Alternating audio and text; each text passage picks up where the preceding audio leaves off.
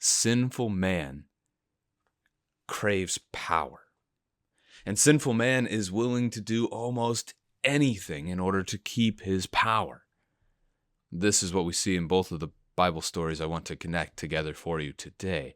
We have Exodus chapter 1, where the Israelites have already been in the land of Egypt, and the Pharaoh who used to know Joseph, well, that line of pharaohs is no longer in power, and a new Pharaoh is, and this Pharaoh doesn't know Joseph. He doesn't know what God's people have done for the land of Egypt.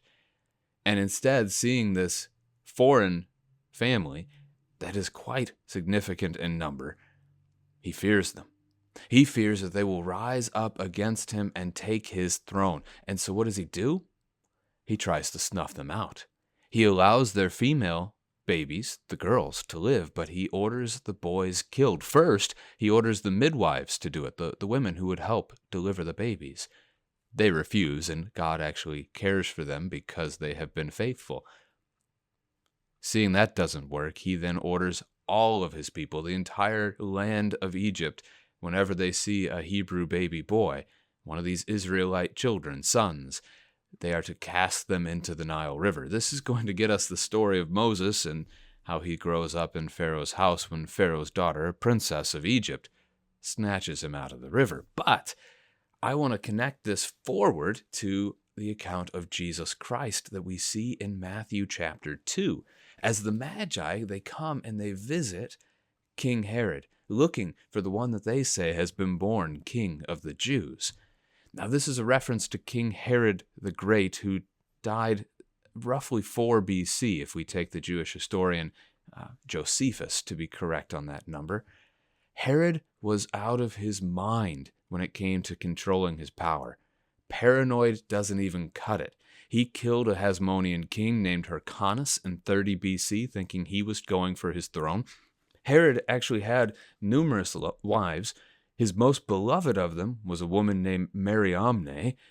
He killed her brother at the age of 18 because he thought the Romans wanted to give his kingdom over to the brother.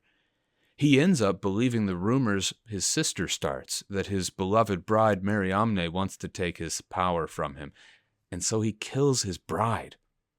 And then he orders the 2 sons that they had together executed by the Romans, and then he kills her grandfather, and then he kills her mother, and then later on he would even have his oldest son, and the eventual thus heir to his power, executed too. This crazed king is so concerned about his power.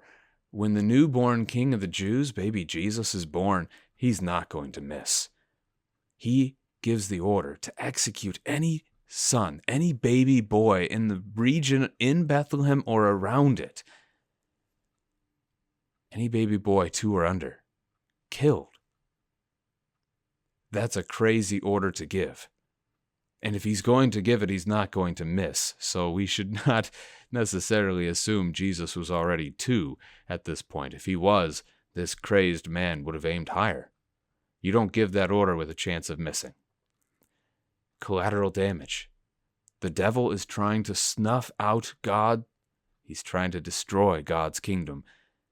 And he doesn't mind the damage he causes along the way, as he seeks to slay even his own creator.